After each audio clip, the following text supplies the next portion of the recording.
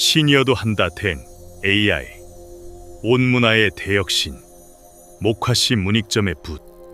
우리나라에서는 의복의 소재로 주로 삼을 재배했고 마옷, 즉 배옷이 서민들의 가장 보편적인 옷이었다.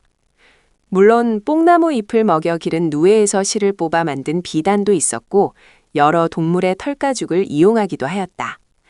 그러나 비단 옷이나 동물들의 갓옷은 그 값이 매우 비쌌기 때문에 일반 서민들은 이용하기가 어려웠다. 배는 여름철에는 그 시원한 짜임새로 더위를 식혀주는데 더할 나위 없이 좋은 옷감이다.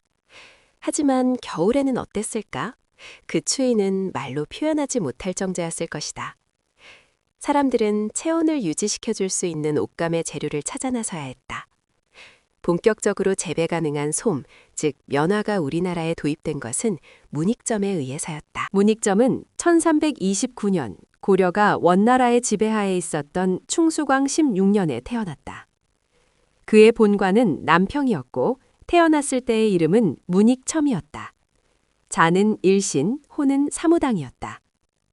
1360년 공민왕 후 31살에 문과에 급제하여 여러 관직을 역임하였고 1363년 사간원 좌정원으로 있으면서 외교관 이공수의 수행원으로 원나라에 갔다. 문익점은 이전부터 추위에 떠는 백성들에게 따뜻한 옷을 입혀줄 수는 없을까 항상 고민하고 있었다. 그러던 중 원에 가게 되었고 문익점으로서는 이 좋은 기회를 그냥 흘려보낼 수 없었다. 일찍부터 중국에는 목면이라는 식물이 있어서 중국인들이 따뜻한 겨울을 보낸다는 이야기를 듣고 있었던 터이기 때문이다. 중국에 체류하던 어느 날 남쪽 지방에 가게 된 그는 광활한 남부 평야가 온통 흰색으로 덮여 있는 것을 보았다. 겨울이 아니니 눈일 리는 없고 문익점은 혹시 이것이 내가 찾던 그 목화가 아닐까 생각하며 흥분된 마음을 누를 수가 없었다. 탐스럽게 피어있는 목화솜은 보기만 해도 문익점의 마음을 따스하게 녹여주었다. 당시 목화는 상당히 비싼 수출품이었기 때문에 원나라에서는 목화 씨앗을 외국으로 내보내는 일을 엄격하게 금하고 있었다. 그러나 문익점은 어떻게 해서든지 귀국할 때 목화 씨앗을 가져가려고 했다. 그는 시종이었던 김용을 시켜 밭을 지키던 노파의 주의를 딴 곳으로 돌리고 중국 관리의 제지를 무릅쓰며 어렵게 밭으로 들어갔다. 문익점이 중국에서 목화 씨를 몰래 숨겨오려는데 국경의 관리들이 몸수색을 하였다. 급한 나머지 문익점은 그 씨앗을 자신의 붓통에 넣었다. 그러나 이렇게 어렵게 목화 씨앗을 구해 고려로 돌아온 문익점은 자신이 반란이라는 오명을 쓰고 파직과 함께 귀양 명령을 받았다는 충격적인 사실에 접하게 된다. 당시 공민왕의 반원 정책은 친환 세력의 반발을 샀고 공민왕을 제거하려 하였다. 원나라의 신하로 있던 최후가 원에 와 있던 충선왕의 셋째 아들 덕큰군을 왕으로 옹립하고 공민왕을 몰아내려 하였다. 최후는 1364년 1월 원나라 군사 1만 명을 얻어 요동까지 진군하였으나 고려군에 의해 물리쳐졌다.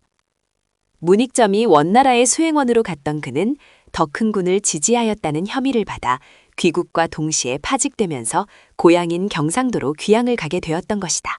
문익점은 몰래 가져온 목화씨 열알을 경상도 진주에 있는 장인 정천익에게 심게 하였다.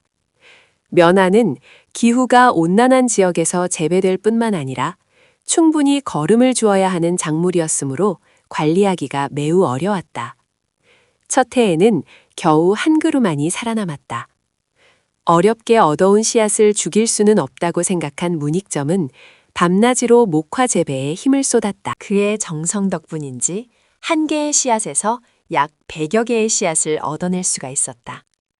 100여 개의 씨앗을 가지고 목화 재배를 시작한 문익점과 정천익은 해마다 경작 면적을 늘려갔고 재배 기술을 개선해 나갔다.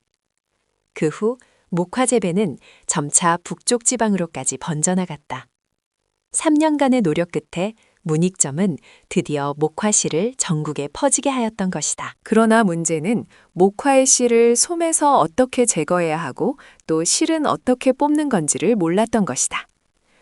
목화를 재배해서 목화솜을 따낸 뒤에는 먼저 솜 속의 씨앗을 제거해야 했다.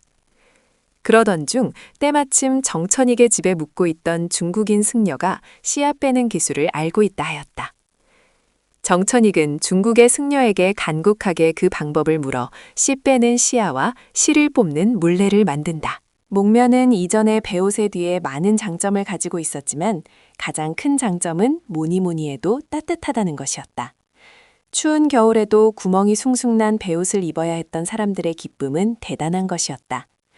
또 몇 번만 빨아도 오코가 터지던 배옷과는 달리 면옷은 질겨서 세탁에도 강했다. 또 하나 목면옷의 특징은 염색이 잘 된다는 점이었다. 배옷에는 염료가 잘 부착되지 않아 한 번 빨면 그냥 물이 빠져버리기가 일쑤였다. 문익점이 살았던 고려말은 개혁의 분위기가 싹트던 시기였다. 나라가 기울기 시작하자 신진 사대부들은 고려를 수호하면서 개혁을 추진하려는 온건한 개혁가들과 새로운 국가를 건설하려는 혁명파로 나뉘었다. 문익점은 이성계 일파의 전제개혁에 반대했고 이 사건으로 탄핵을 받아 결국 관직에서 물러나게 된다. 그의 고향 단성에는 도천서원이 세워지고 전라남도 장흥의 월천사후에도 사당이 세워지게 되었다. 문익점의 목화 종자의 보급, 목화를 이용한 의료 제조 등의 공로는 참으로 큰 것이다. 문익점과 정천익이 차원 목화를 시험 재배했던 경상남도 산청군 단성면 사월리에는 문익점 면화 시배지가 사적 제108호로 지정되어 있다. 부근의 마을은 문익점의 출생지이기도 한데 이 마을은 목화 재배의 유래를 간직해오면서 지금도 배양마을로 불리우고 있다.